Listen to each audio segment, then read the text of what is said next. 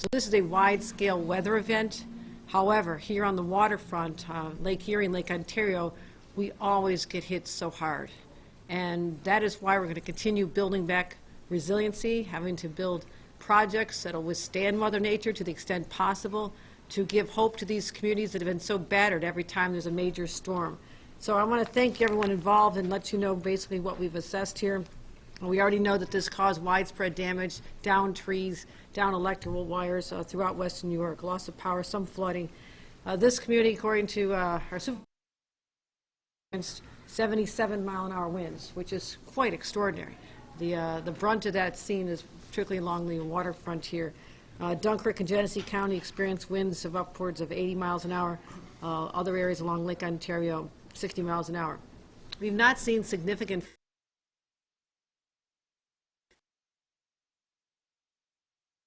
I do know Chautauqua County, the waterfront communities have also been hit hard, but inland there has not been a significant amount of damage. But the high waters have surged into the Buffalo waterfront and the Niagara River. Right now the main problem is power outages. Nearly 100,000 homes lost power during the height of this. Over 200,000 already restored, and as of just a short time ago, we have 97,000 people still without power.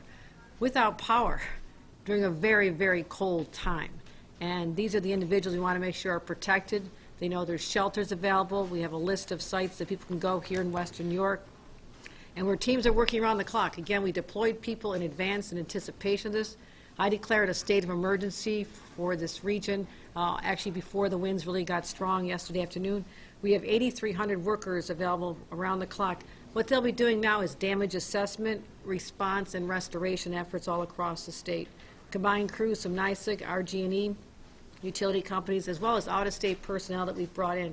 So if you've lost power and you need dry ice or bottled water, we have regions we can list for you and provide that.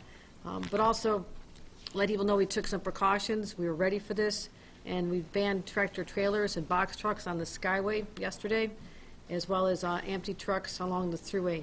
Utility companies brought in 1,300 people from out of state, as well as I can give you all the numbers of dump trucks and excavators and bucket crews, other than, let me just say that we have a lot of people on the ground ready to respond. It's not the first time we've dealt with this.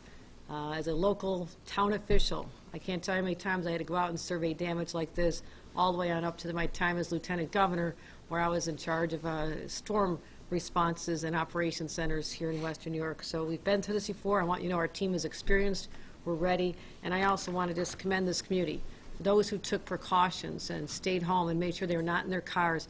Anytime you go out in a vehicle during a high wind event, you are at risk of being hit by a falling tree or down power wires, and I'm afraid we did have one loss of life up near Plattsburgh, a gentleman whose car was hit by a tree, and he did not survive that event, and our hearts go out to him and his family. So I just wanted to show that we're on the ground here. This is personal to me. It's my hometown, and I want to thank everybody who's responded here. In particular, I want to thank Jim Shaw, who's been an extraordinary leader of this community. I thank him as he finishes out his term. I don't know if he expected something like this, but Mother Nature's one last parting gift to Jim Shaw, perhaps. And I also want to thank Department of Transportation Frank Cirillo, our Western New York coordinator. I don't know if Kevin Trask is here, but our emergency coordinator from the town of Hamburg as well. And lastly, let me thank the Hoch family for not giving up. I have been here so many times. I literally came here for many, many interviews with the media, seeing the waves come crashing over the top. I understand they hit the roof this time, is that right? Hit the roof, and this is the most resilient family in the history of Hamburg. The Hochs keep coming back year after year after year, and for that, for their good beef on wick and chicken wings, we are grateful. So lastly, we also wish the very best to our favorite hometown team. I stopped and visited many homeowners in Hoover Beach. They are strong. They're ready for what they have to do. They're involved in cleanup. They hugged me for jumping out there, and I actually got hit with a very big wave, so I'm going to dry out in a little bit. But I just wanted to let them know that we have not forgotten them, and every one of them had their Bills paraphernalia, their jackets, their Bills hats on. So this is a community of great optimism and great strength, and I want to thank everyone involved in our response here. Supervisor Jim Shaw.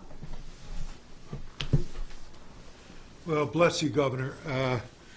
We are grateful for your leadership and your devotion to the well-being of this community. We are all very, very proud of you and very grateful for the concerns that you address through your caring behavior. And I know that in the future, we can build a mitigation program that will help our community. Long-term benefit to shoreline property owners throughout the expanse of Hamburg. We've suffered greatly, but we have a champion in you. I'm so grateful for your friendship and your leadership. On behalf of all of us in Hamburg, God bless you, and come back and see us soon and often for fish fries and wings. To all of you for your help, particularly the state DOT, Sean Crotty, our emergency dispatch person, our highway department people were wonderful last night, our water rescue folks, our volunteer fire companies. God bless you all. We'll get through this. Merry Christmas to everybody. Thank you so much. Governor, thank you again.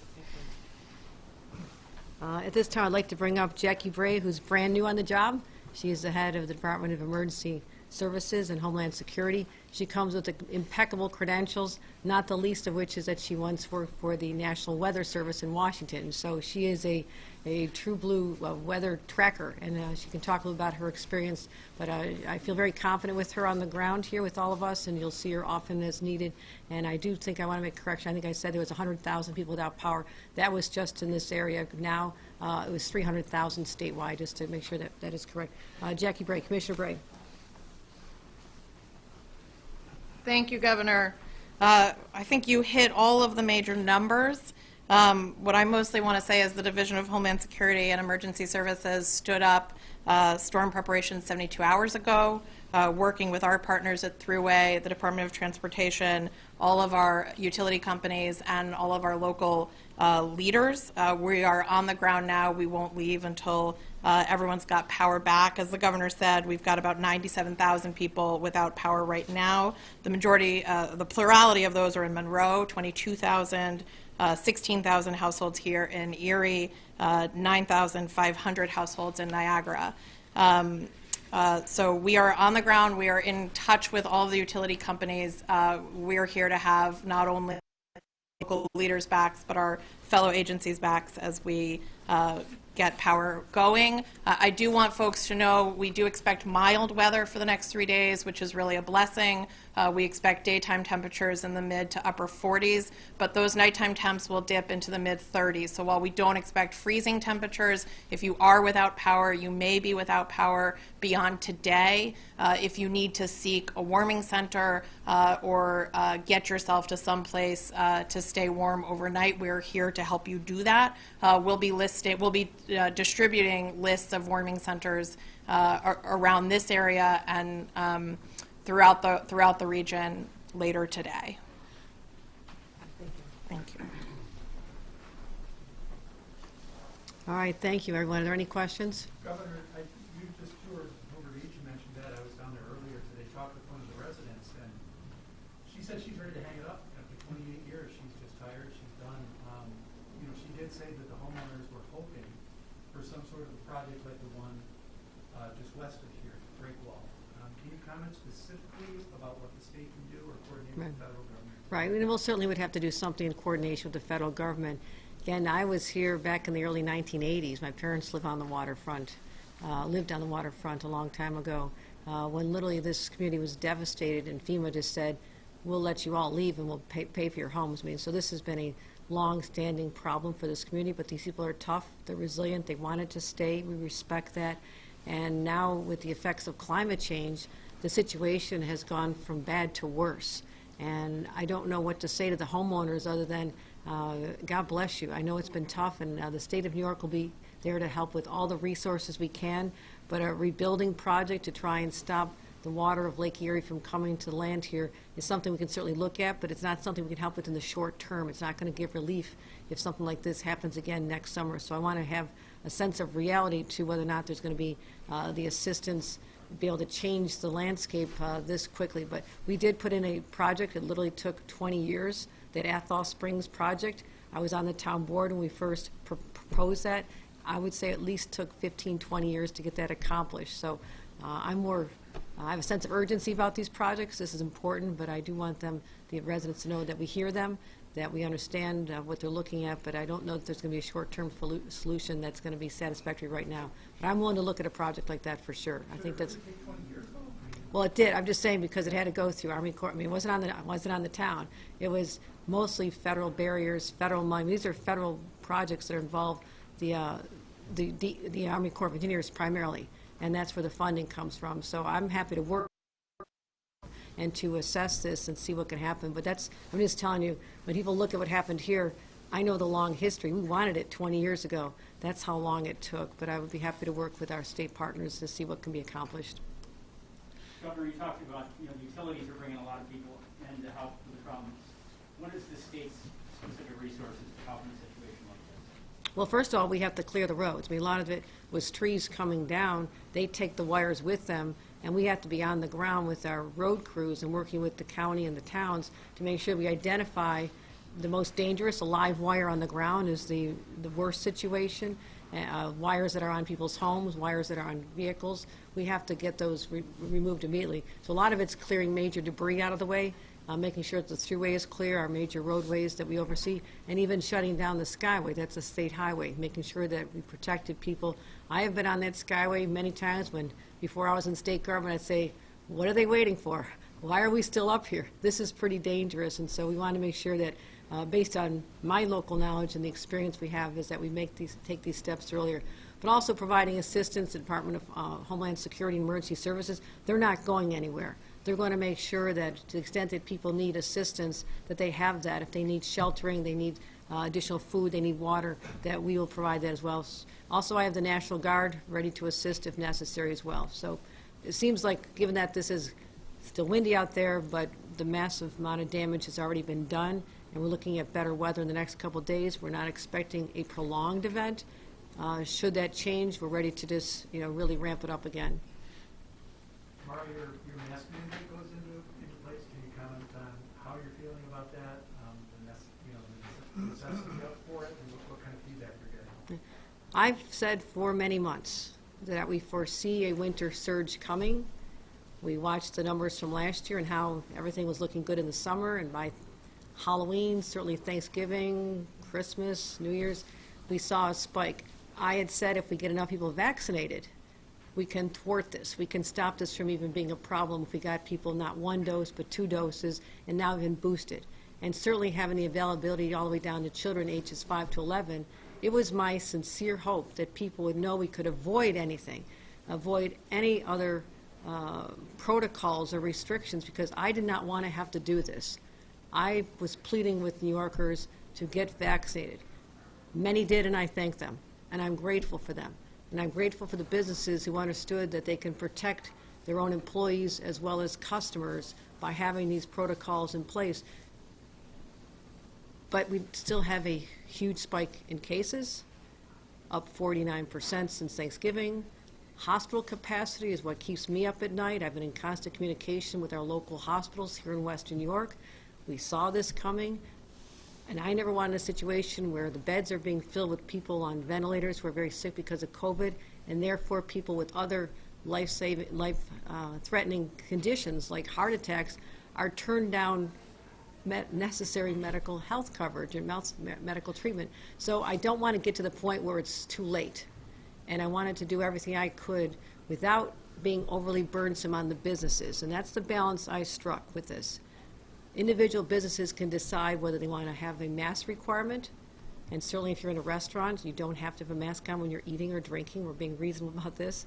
But have a mask requirement, or if you choose to have a vaccination requirement. I wanted to give the businesses the flexibility. New York City, the entire city for many months now has had a requirement. You cannot go into a restaurant or a play or a sporting event without proof of vaccination. And the large population there, regardless of what they thought in the beginning, they followed that.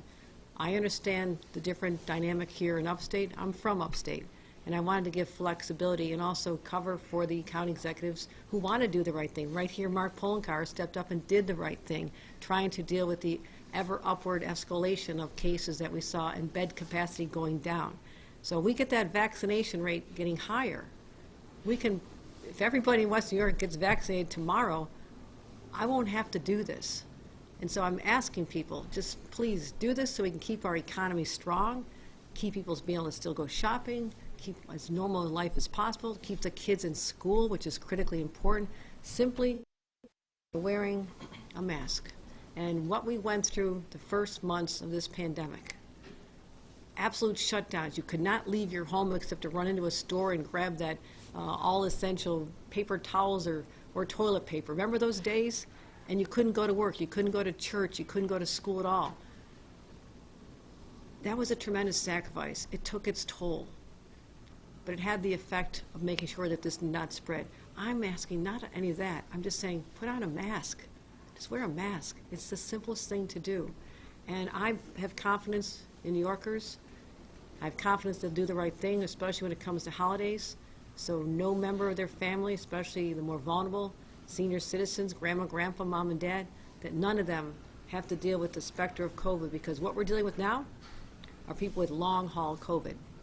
It's something I've called on our Department of Health to study, but as the pace that was hardest hit, the earliest in the whole country, we have a lot of people who may have overcome the initial COVID infection, they healed, and now they're dealing with effects all these months later. I don't want that to happen to anyone else either. We're studying this, trying to figure out cures, but right now there are no cures for this either. So I know tomorrow is a big day. It doesn't have to be that big a deal. It truly doesn't. Just asking people to do something that is common sense, that we believe will help save lives and ultimately drive down the infections, allow our hospitals to be able to handle everybody, get back to elective surgeries, and there's a real simple answer, my friends. Get vaccinated and get boosted. That's all the time we have for today. All right, thanks for coming out, everybody. Appreciate it. Go Bills. Go Bills.